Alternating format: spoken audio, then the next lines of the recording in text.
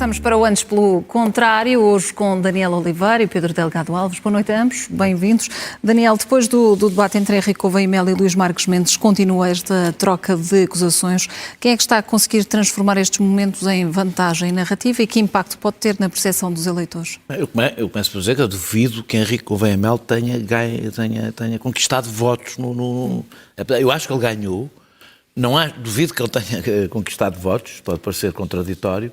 Acho que, aliás, o que o moveu foi, de facto, o desespero, porque fez aquilo que é costume de serem pequenos candidatos ou pequenos partidos que não a fazer, porque não ambicionam a vitória, mas basta-lhes ter algum momento.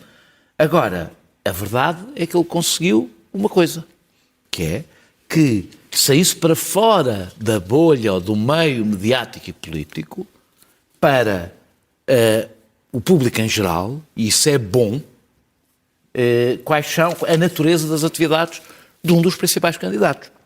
Tenho ouvido falar muito de a lama utiliza-se com demasiada frequência. O debate não foi bonito, evidentemente não foi um debate bonito, mas faz parte do que é uma campanha. Mas não houve depois exemplos concretos de eventuais conflitos de interesse ou de diálogo que Luís Marques Mendes tivesse feito de imoral? Como é que se pode dar exemplos concretos se está sujeito ao sigilo profissional? Porque não se pode fazer as duas coisas, ou seja, estas coisas acontecem antes das eleições. Este escrutínio faz antes das eleições. Não se faz quando se está no cargo. Eu gostava que o debate da Spin Viva, as pessoas concluíam, provavelmente o mesmo concluíram quando reelegeram, tivesse acontecido logo na primeira campanha. Então, na Presidência da República é mais importante porque é uma candidatura unipessoal. Portanto, a vida daquela pessoa, o percurso profissional daquela pessoa é relevante. Eu não acho... Nós, nas campanhas, discutimos as ideias dos candidatos e o percurso dos candidatos. E não discutimos só a parte boa. E aqui na questão do percurso, Marques Mendes diz que mais ninguém fez o que ele fez, que foi revelar, no fundo, tudo. Mas o problema não é a empresa familiar, não divulgou nada, levou a empresa familiar, a questão não é na Não é suficiente. Não é. Não prova que houve promiscuidade entre política e negócios. Eu não acho importante que ele diga quais são os seus clientes. A minha questão não é nem conflito de interesses, nem seguramente ilegalidade, nem sequer é uma questão ética. Tudo, eu vou explicar porque é que acho isto. É muito habitual ex-políticos rentabilizarem a sua experiência e os seus contactos em atividades profissionais posteriores a ocuparem cargos políticos.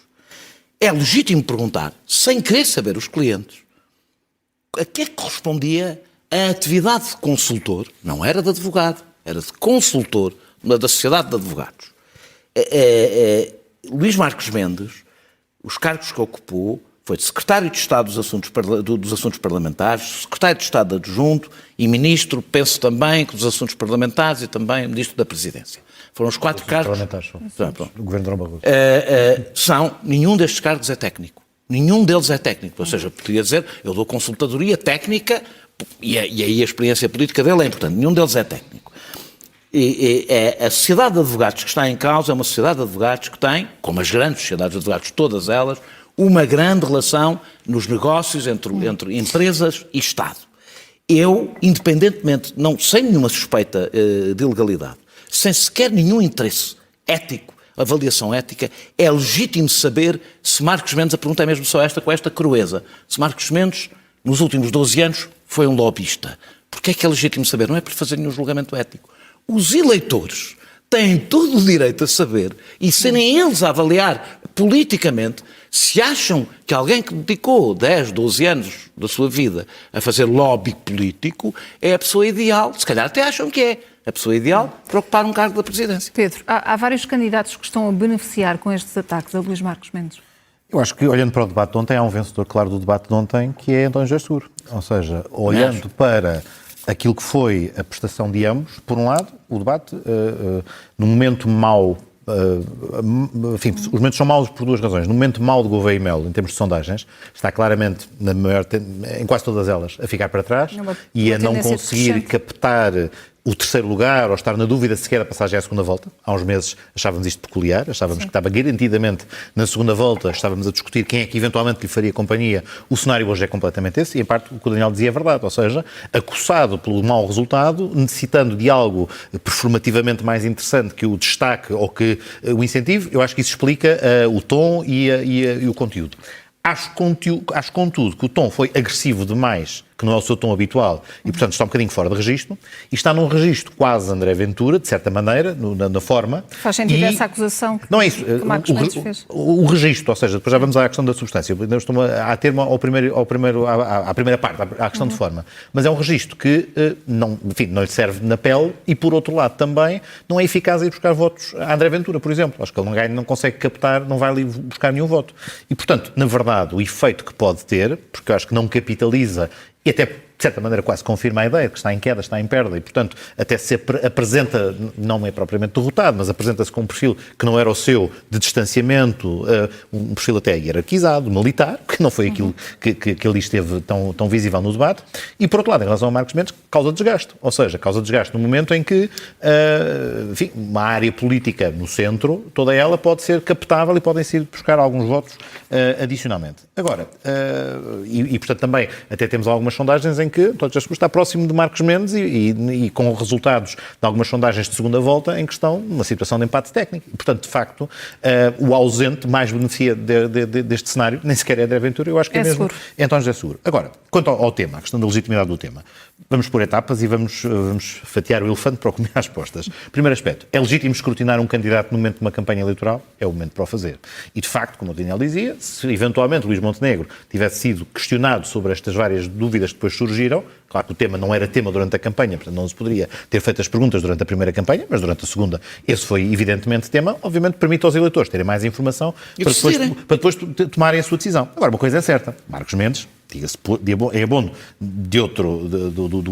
da outra dimensão, foi muito mais célere a perceber isto do que o Luís Montenegro foi quando se confrontado com as primeiras notícias, porque aquilo que pôde publicar de listas de clientes, é certo que da empresa familiar, o fez com uma rapidez e com uma... Não é o que está em debate, calma, isto é uma parte da tromba do elefante, portanto já vamos, isto é uma patinha do elefante, já lá vou. Mas desta parcela, de facto, mostrou maior destreza quanto a perceber o que é hoje exigível e aquilo que evita que um candidato seja depois devorado comunicacionalmente do que o Luís Montenegro fez no passado. Depois, a questão fundamental, em parte, tem a ver com também a carga negativa que vem associada às expressões que o Gouveia Melo utilizou.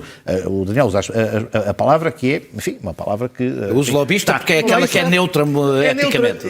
Gouveia Melo insiste no facilitador de negócios. Facilitador que tem logo toda uma narrativa e tem logo uma carga. Certo. Lobista, apesar de ter má reputação o nome, eu ando há 10 anos a tentar legislar sobre este tema, acho que finalmente teremos conseguido, precisamente porque a representação de interesse é uma coisa natural e que acontece com regularidade nas democracias, tem que ser transparente e tem que ser clarificada. E se tivéssemos legislação sobre esta matéria, eventualmente, mais uma vez, muitas destas questões tinham sido resolvidas, porque um tema que durou muito tempo era qual é o papel dos advogados que desempenham atividades de lobbying, e durante algum tempo dizia-se não devem poder fazê-lo. Mas a conclusão a que se chega é, há contactos também entre pessoas que são advogados ou que estão no quadro de sociedades de advogados com decisores públicos. O que é fundamental é que fique registado. E a única coisa que não pode ficar registada, porque essa é protegida, é o sigilo profissional dos atos próprios da profissão de advogado, que não são necessariamente os da representação de interesses. Portanto, se tivéssemos legislação hoje em vigor, o caso era muito mais simples e mais, enfim, tinha menos acrimónia como esta que teve. Mas já agora, também diga-se, para concluir, Marcos Mendes é Conselheiro de Estado há uma década. E antes disso foi Presidente do PSD. Portanto, se nós verificarmos os últimos 15 anos, há registro e declarações de interesses das suas atividades, do seu património. Perdão, peço desculpa. Dos seus clientes. Calma, eu agora que me enganei. Eu queria dizer, só desde 2019 em diante, com a nova lei, a Lei 52, portanto, a que fez o pacote da transparência, é que se também registam os interesses. Antes havia só declarações de património no Tribunal Constitucional. Portanto, são também, não é tão fácil fazer esse escrutínio, se quisermos, para todo este período, porque de facto a lei mudou a meio dele, mas é uma pessoa que, apesar de tudo, tem tido bastante escrutínio, porque muitas das suas declarações têm estado no ar. E esqueci-me disto há instantes, onde eu acho que o Gouveia Melo esteve mesmo mal, foi naquela nota de associar os arquivamentos que tiveram lugar às denúncias anónimas que apareceram a um tipo, enfim, esta insinuação que havia um frete da Procuradoria. Mas não tanto pela gravidade disto em si mesmo, que o Gouveia Melo disse, mas pelo silêncio que guardou em relação a outros casos, em relação aos quais também muitas pessoas diziam não percebiam os procedimentos da Procuradoria. Ontem, ou anteontem, no debate, quando era do seu interesse cavalgar o tema e criticar a PGR foi especialmente explícito e crítico. Noutros momentos do passado, em que temos andado a discutir temas sensíveis da justiça, em que, legitimamente, as pessoas discordam ou não da forma como o Ministério Público tem atuado, Gouveia Melo, enfim, achou que era mais prudente remeter-se ao silêncio, o que também mostra a forma como tentou cavalgar um tema, não é que tenha pés de barros, mas sem ter grande segurança e sem ter um grande histórico de coerência na forma como o abordou. Muito rapidamente, para encerrarmos este tema, Daniel, este debate, o ciclo de debates, trouxe de facto esclarecimento e escrutínio que era necessário? Bem, primeiro só um pormenor. Eu, que não tenho a mesma opinião que o Pedro, já discutimos no antigo programa que tínhamos, a questão do lobbying, não tenho nenhum problema, havendo que haja lobistas. Sendo claro, tenho todas as dúvidas, devo dizer, que os portugueses elegessem um lobista profissional como Presidente da República. Não é porque seja pecado, nem todas as profissões são as ideais, nem todas as atividades são aquelas que as pessoas consideram ideais, nem todas as experiências para ser, é o que eu também já aqui disse ontem. Mas se a inexperiência de Gouveia Melo é importante para a sua eleição, e isso não lhe retira toda a legitimidade de concorrer, mas o que a experiência de Marcos Mendes também é. E também qual é essa experiência. De resto, sobre os debates, se foram esclarecedores ou não, eu sou contra este modelo, já o disse várias vezes, acho um absurdo 28 debates, acho que isto um dia não mudou a tua opinião? Não, acho que mudaram. Acho que aconteceu, mudou para 2 candidatos, para dizer a verdade. Acho que os outros ficaram todos mais ou menos na mesma, acho que Seguro fez bons debates e, portanto, sai dos debates melhor do que estava, e Henrique Gouveia Melo fez maus debates, eu acho que este foi um debate à parte, os outros foram francamente maus, e sai pior do que estava. O que quer dizer que, por exemplo, há muito eleitorado de esquerda que quer votar útil, estou só a falar desse que quer votar útil, e que pode começar a deslocar-se de um para o outro, porque o que quer evitar é uma segunda volta entre Marcos Mendes e André Ventura. E aí o que estiver à frente pode começar a captar voto, pode haver uma ligação de uma parte do eleitorado, de um para o outro, que está à espera para ver qual é o que está mais bem, não gosta de nenhum deles, mas quer saber qual é que está mais bem colocado para chegar à segunda volta. Foram úteis os debates para esta captação e transferência de votos? Eu acho que eu selecionaria 5 candidatos em relação aos quais, de facto, os debates ajudaram as percepções. António José Seguro é um caso desse, sai melhor dos debates do que entra, concordo com a análise do Daniel, e tem debates até bastante importantes nos quais se sai bem, por exemplo, com Ventura, era ali um teste mais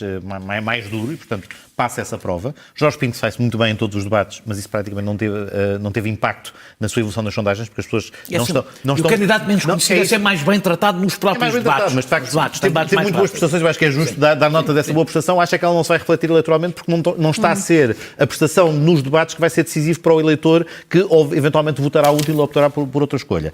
Depois, André Ventura fez o que tinha a fazer e faz sempre, portanto é que manter os seus fiéis e pouco inovou, pouca capacidade. Gouveia Melo confirma que a exposição e o escrutínio que nunca tinha tido, quando teve, de facto, podia-se revelar um grande orador, podia-se negar um extraordinário debatente, podia-se mostrar que alguém que, apesar de ter passado uma carreira... Eu estou-me a lembrar de Sampaio da Nova contra Marcelo Rebelo de Sousa mas apesar de tudo, há 10 anos. Alguém que é um docente e que, portanto, está habituado ao uso da palavra, está habituado a debate académico, ou seja, apesar de tudo, teria ferramentas melhores do que a Gouveia Melo, que não tinha essa estrutura. Mas o que estou a dizer é, não é que se tenha verificado, poderia-se ter verificado até se sair bem. Não foi o caso, isso eu acho que também explica muito o abrandamento ou o desacelerar brutal que temos visto nas várias sondagens em relação a quem, há algumas semanas, não questionaríamos a presença na segunda volta, e há um ano toda a gente achava que era o próximo Presidente da República e se discutia se eventualmente seria ou não eleito à primeira volta. Os portugueses são mais exigentes do que às vezes pensamos e quando escolhem o seu Presidente da República sabem bem, pelo menos, o tipo de experiência que querem e ele não foi capaz de revelar. E tinha-me dito que era um quinto candidato que tinha esquecido, que era só muito rapidamente, que é Coutinho de Figueiredo, que eu acho que teve debates muito erráticos, eu acho que não conseguiu marcar a diferença. Eu acho que vale mais do que aquilo que levou aos debates, porque o devem ter convencido que o que tinha que fazer era, em alguns casos, uma mimetização de discurso mais à direita do que é a área da IEL e perde uma oportunidade de captar votos, quer a Marcos Mendes, quer a António José Seguro, eu acho que por erro de estratégia de campanha e de comunicação que vinha a fazer, e foi, nesse sentido, um pouco uma desilusão. Vamos mudar de tema, Daniel. André Ventura vai recorrer da decisão da Justiça, diz que quer que os cartazes não sejam removidos até que haja uma decisão final. A juíza tinha dado um prazo de 24 horas. Qual é o impacto político desta decisão da Justiça e desta decisão também de André Ventura? Para já, eu tenho ideia de que estes recursos não são suspensivos. gostei, percebi que ele está a tentar manobras dilatórias, aquelas que costuma criticar, para que a decisão perca eficácia. E ele tem um argumento extraordinário, porque ele diz, não, porque o recurso vai demorar tanto tempo que depois não voltamos a pôr os cartazes. A campanha já acabou, não percebendo que a punição foi tirar os cartazes logo. O que ele quer é que eu quero que o recurso demore tanto tempo que eu nunca chegue a retirar. Vou retirar os cartazes quando a campanha acabou. Isto é mesmo chamar gozar com a justiça, ou seja, ele dizer, não, eu quero que fazer um recurso de maneira que a decisão não valha para nada. Porque é a inversão completa A questão é simples, a lei é para cumprir. Eu acho que ele já disse isto em algum lado, até está num cartaz qualquer, a lei é para cumprir. Os tribunais não dão ideias. Ele pode recorrer, não tem um efeito suspensivo, toca a tirar o cartaz, como qualquer cidadão que tem que obedecer às ordens dos tribunais. Seria bom, apesar dele ser não ser da comunidade cigana, perceber que a lei, também para ele não está acima da lei, muito menos acima dos tribunais. Ele disse hoje uma coisa como, os tribunais têm a sua legitimidade, eu tenho a minha. Não, para aí, não tens. Tens legitimidade para outra coisa, no que toca a determinar. Ele não partilha uma legitimidade com os tribunais. Não é? O tribunal diz uma coisa e ele deixa-me cá negociar, recorre e cumpre, se a lei, se de facto o recurso não é suspensivo, não suspende, retira os cartazes como mandou ou paga o que tem a pagar.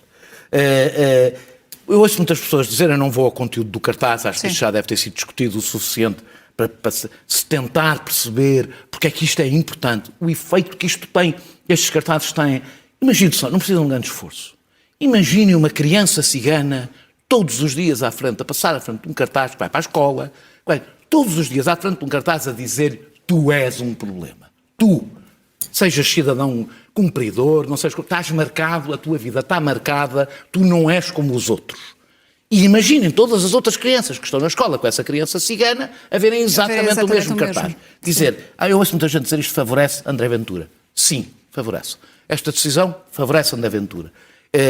Porquê? Pela porque se narrativa fala de dele, vitimização? porque o ódio aos ciganos é muitíssimo popular no país e é por isso mesmo que estes cartazes são perigosos. Se não fosse popular, este cartaz não era perigoso.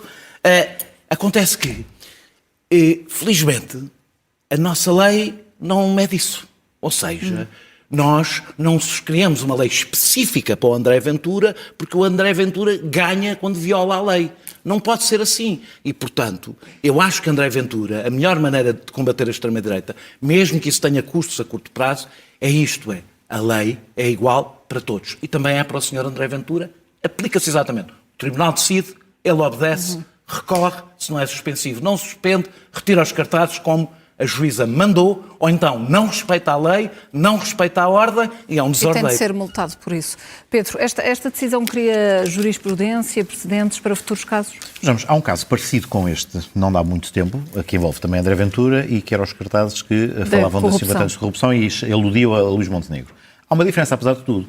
Se formos por exemplo, a jurisprudência do Tribunal Europeu dos Direitos Humanos e o uso da liberdade da expressão, a posição de quem é um titular de um cargo político, quem se expõe individualmente à refrega política, é tratado diferentemente porque, de alguma maneira, ciente de que tem de entrar num debate escrutinado, pode ser sujeito a crítica, pode ser sujeito a apreciações de que não gosta sobre a sua atuação e, no limite, entende até a jurisprudência do Tribunal Europeu dos Direitos Humanos que pode sujeitar-se a acusações que, infundadamente, podem reputá-lo. Não sou muito fã desta jurisprudência quase sem limites, porque também o titular de um cargo político, não é por ser titular de um cargo político, perde o seu direito à honra e, portanto, a decisão dos cartazes que faziam essa associação, ele de facto não diz naqueles cartazes, e essa é talvez a diferença, ele não diz Luís Montenegro é um corrupto. O que tinha era aquela ideia de associação 50 anos de corrupção, podia ser Luís Montenegro por laxismo, por desinteresse, assim como outras pessoas que estavam no cartaz podiam ter gerado um clima de corrupção. Era o que estava subentendido. É o que estava subentendido, mas não era de caras e, desde logo, não é uma anatemização de uma comunidade inteira. Não é passar a ideia de que um conjunto de cidadãos é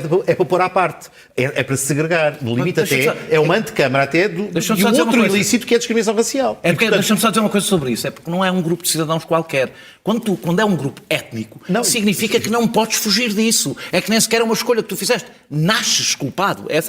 Já nasces culpado. É uma categoria suspeita à luz do artigo 13, portanto, do artigo 13 da Constituição, do princípio da igualdade, portanto, tudo isto é diferente dessa dimensão. Uma generalização aplicável genericamente, como é própria das generalizações, mas a todos os membros da comunidade. E eu queria sublinhar uma coisa, é de saudar a coragem das associações que o fizeram. E até por reporte, ou por comparação com outro dos cartazes que não teve jurisprudência, não teve resposta judicial, não teve ação judicial, aquele cartaz dizia isto não é o Bangladesh. Nós todos sabemos que isto não é o Bangladesh. Quando estamos na Baixa da Banheira e vemos um cartaz dizer que isto não é o Bangladesh, ninguém por engano pensa, estou em Dhaka e enganei-me. Não, evidente. As pessoas sabem a mensagem, o intuito é exatamente o mesmo. Isto revela o quê? Infelizmente a comunidade de Bangladesh tem muito menos acesso às instituições, ainda está numa situação de maior fragilidade e, portanto, não houve essa ação judicial. Mas grande parte dos raciocínios que aqui estão subjacentes dificilmente não seriam também extraíveis para aquilo que a encontramos. Agora, para concluir, Pedro, a única reflexão que eventualmente temos que ter é se, em quadro eleitoral e em contextos de grande urgência em respostas a dar neste domínio, se a lei não devia ser repensada para termos, quer decisão em primeira instância, quer decisão de uma instância de recurso, muito mais rapidamente do que tivemos. Existe, por exemplo, para reagir a violações de direitos, liberdades e garantias contra o Estado, um meio processual próprio dos tribunais administrativos, a intimação para proteção de direitos, liberdades e garantias, que tem uma tramitação hiperacelerada, até se podem praticar por telefone ou por e-mail ou por qualquer meio de comunicação. E, eventualmente, tendo em conta a celeridade do processo eleitoral, e quando, por exemplo, temos impugnações no processo eleitoral, de eleições, é tudo com prazos mínimos, eventualmente esta reflexão deveria ter lugar para ter a tal certeza que era fundamental ter e também, eu acho que mais cedo ou mais tarde, vamos ter mais jurisprudência desta, porque esta filosofia veio para chegar. O cartaz estava lá para isto. Eventualmente, não necessariamente para ser removido, mas para seguramente gerar o debate e, se porventura saísse o jackpot ou André Ventura dele ter que ser removido para dizer aqui estou eu a ser vítima das instituições que me perseguem. Portanto, o caso está estudado, esperemos é que se possa robustecer as ferramentas mais adiante, revisitando ou não a lei. A ver, vamos. Pedro Delgado Alves, Daniel Oliveira, boa noite a ambos, muito obrigada e um Feliz Natal. Boas festas. Boas festas.